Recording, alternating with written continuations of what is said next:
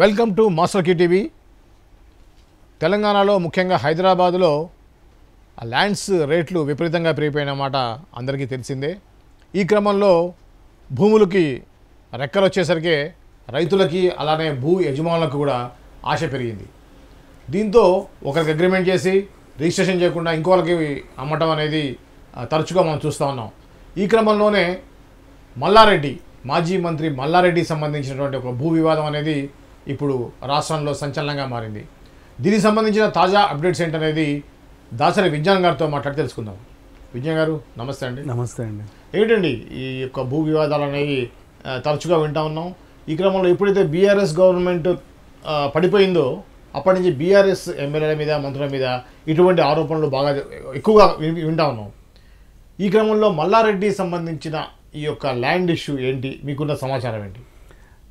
యాక్చువల్గా ఇది ఇప్పుడు జరగదు, ఎప్పటి నుంచో ఉంది. అండ్ ఈరోజు వెలుగులోకి వచ్చింది అంతే. మల్లారెడ్డి అనే ఆయన మినిస్టర్ క్రిత ప్రభుత్వంలో, ఆయన మినిస్టర్, వాళ్ళ ప్రభుత్వమే అధికారంలో ఉంది, మొత్తం వాళ్ళ సామ్రాజ్యమే. వాళ్ళ సామ్రాజ్యంలో ఉన్న ల్యాండ్ని ఆయనకి ఆయన నుంచి లాక్కోవడానికి వీళ్ళు ప్రయత్నిస్తున్నారంటే ఎంత కంచులో అర్థం చేసుకోవాలి నిజంగా. మరి ఆయన ఎందుకు గెలవలేకపోతున్నాడో ఏంటో విచిత్రం. రేపు సీఎం రేవంత్ రెడ్డిని కలిసి అపాయింట్మెంట్ దొరికింది, నేను ఆయన కలిసి చెప్పి అందరి సంగతి తేలుస్తా అన్నాడు. అయినా ఈ గట్టు పంచాయతీ సీఎం ఏం చేస్తాడు? నిజంగా ల్యాండ్ అయితే కోర్టులో తేల్చుకోవాలి కదా. అవును, మీ ల్యాండ్ అయినా నా ల్యాండ్ అయినా. ఇప్పుడు సరే నా ల్యాండే మీరు కావాలని సీఎం దగ్గరికి వెళ్తే ఇచ్చేస్తాడా మీకు? ఇది కాదు అయింది ఈ వాటి నుంచి అని సీఎం ఏం చేస్తాడు దీంట్లో? సరే మొత్తానికి వెళ్తా అన్నాడు. ఆయనకు ఎందుకో మండింది, ఒళ్ళు మండింది.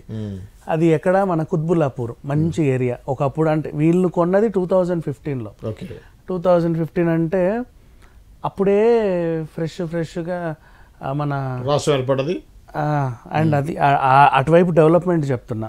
మేడ్చల్ హైవేకు పడ్డది ఓఆర్ఆర్.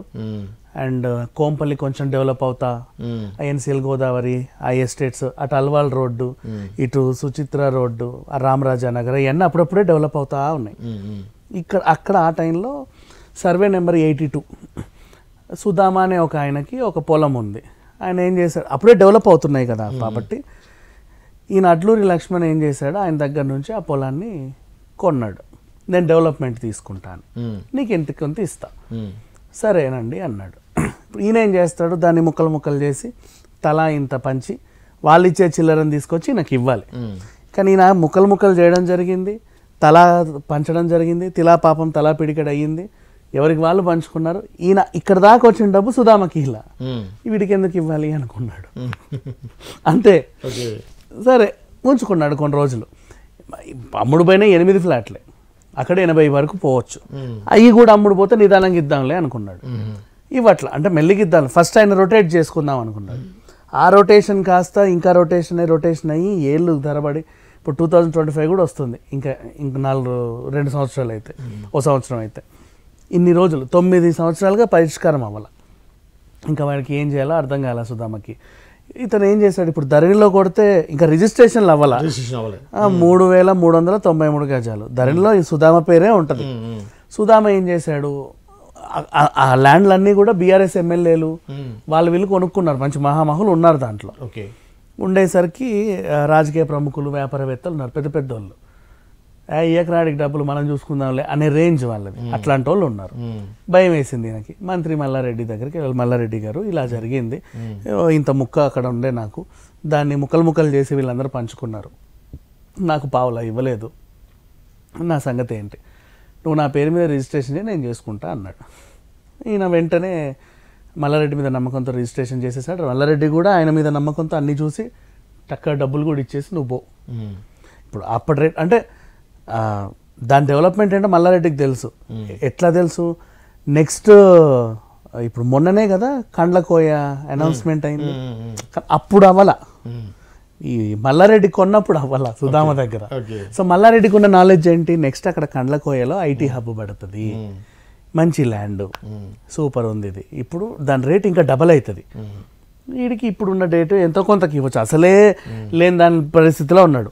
ఓ పావులా తక్కువ చేసి ఇచ్చినా తీసుకొని సంతోషపడే వ్యక్తి, పైగా ఆయన దానికి ఇచ్చినట్టు ఉంటుంది. సో మొత్తానికి ఒక మంచి సెటిల్మెంట్ చేసుకొని మల్లారెడ్డి రంగంలో దిగాడు. దిగి ఏం చేశాడు, చక్కగా మొత్తం ఆయన సర్వే నెంబర్ 82 కంచేసి పడేసాడు. ఈయన కంచేసిన తర్వాత కొన్ని రోజులకు ఆనందం తట్టుకోలేక ఈ ఫ్లాట్ ఓనర్లు ఉంటారు కదా, ఒకసారి అటు ఇటు వెళ్ళేటప్పుడు సరదాగా ఇక్కడ మందే ఒక ఫ్లాట్ ఉంది రండి చూపిస్తామని చెప్పేసి గొప్పలకి వెళ్ళి చూపించేది. ఎటు తిరిగిపోతే కంచే, వెళ్ళడానికి లేదు రావడానికి లేదు. ఇదేంటి నా పొలానికి ఎవడో కంచేసాడు అయిపోయింది. కనుక్కుంటే ఇట్లా మా మంత్రి మల్లారెడ్డి కంచేశాడు. ఓహో మంత్రి స్థాయిలో ఉండి ఆయన భూములన్నీ కబ్జా చేస్తున్నాడా అనే కోణంలో ఇప్పుడు వీళ్ళు తీసుకెళ్లారు.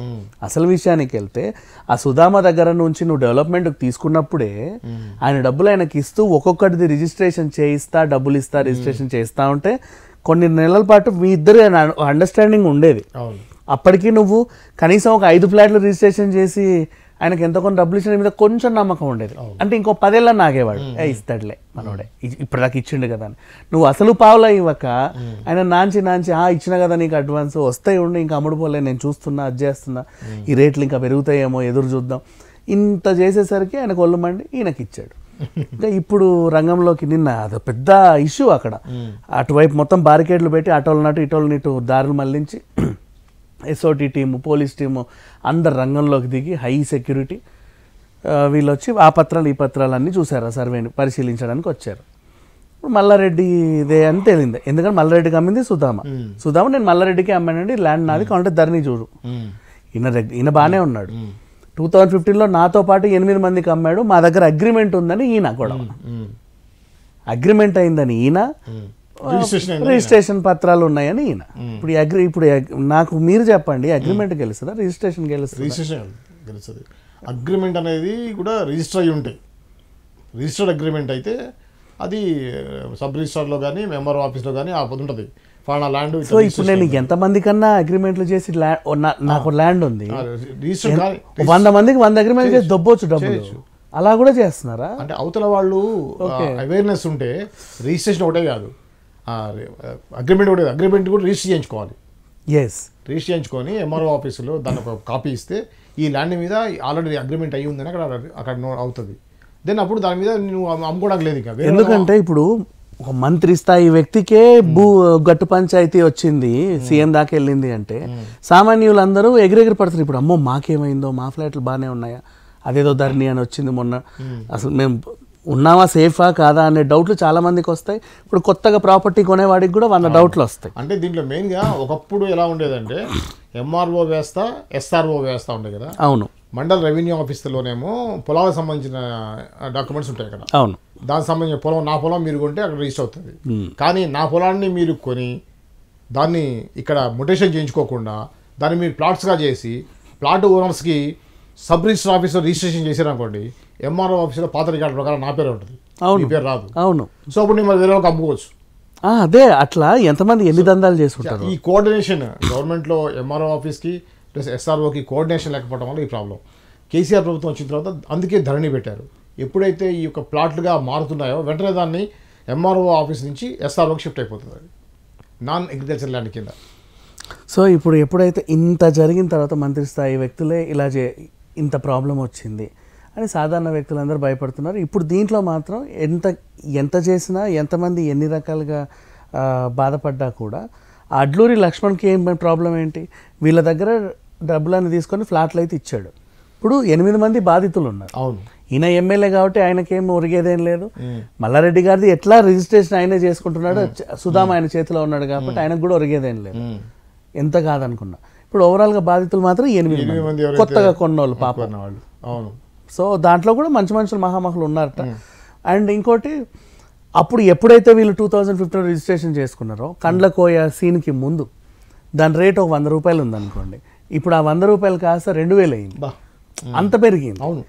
ఐటీసీజ్ అక్కడ కండ్లకు ఎక్కడ జస్ట్ కోంపల్లి తర్వాత దూలపల్లి ఆ పక్కనే కండ్లకోయ, కొంచెం ముందుకెళ్తే గుండ్ల పోచంపల్లి వస్తుంది, అది బాగా డెవలప్ అయిపోయింది. అసలు ఆ ఏరియా అంతా మేడ్చల్ నుంచి ఇటువైపు అది అంత బంగారం, అది అంత భూమి కాదు, అది మొత్తం బంగారమే. సో ఆ రేంజ్ లో డెవలప్ అయింది. ఇప్పుడు ఇంకా హై క్లాస్ అది ఇంకా చెప్పాలంటే. మరి ఆ పాప సుధామకు మాత్రం న్యాయం అయితే జరుగుద్దో లేదో తెలియదు, కానీ ఇప్పటివరకు అయితే ఇది ఓవరాల్గా అయితే మల్లారెడ్డియే గెలిచే అవకాశం ఉంది. ఆయన గెలిచే అవకాశం ఉన్నా కూడా సీఎంని కలవడానికి ఎందుకు వెళ్ళాడు అనేది తెలియట్లేదు. ఎందుకంటే ఆ కొట్లాడే ఎమ్మెల్యే కాంగ్రెస్ ఎమ్మెల్యే. అది కాకుండా బ్యాడ్ ప్రాపగండా జరుగుతుందని, మల్లారెడ్డి భూ కబ్జాలు చేస్తున్నాడు అనేటువంటి ఎగ్జాక్ట్లీ అది కాకుండా ముందు నుంచే మల్లారెడ్డి మీద నిందలు ఉన్నాయి ఉన్నాయి ఈయన కాబట్టి. భూ కబ్జాలు చేస్తాడు కబ్జాలు చేస్తాడు. సో ఇప్పుడు నేను ఇక్కడ జెన్యూన్ ల్యాండ్ ఉంది కాబట్టి నేను కబ్జాలు చేయని నాది నేనే కొట్లాడుతున్నాను నిరూపించుకోవడానికి ఈయన ఇప్పుడు దీన్ని బాగా హైలైట్ చేశాడు. ఇది ఈయనకు కూడా add on benefit. Correct. Okay, ఇది అండి మల్లారెడ్డి భూ దందా సంబంధించి, భూ ఇష్యూ సంబంధించి వివరాలు. మరో అంశంతో మళ్ళీ కలుద్దాం. అప్పటి వరకు చూస్తూనే ఉండండి మాస్టర్ కీ టీవీ.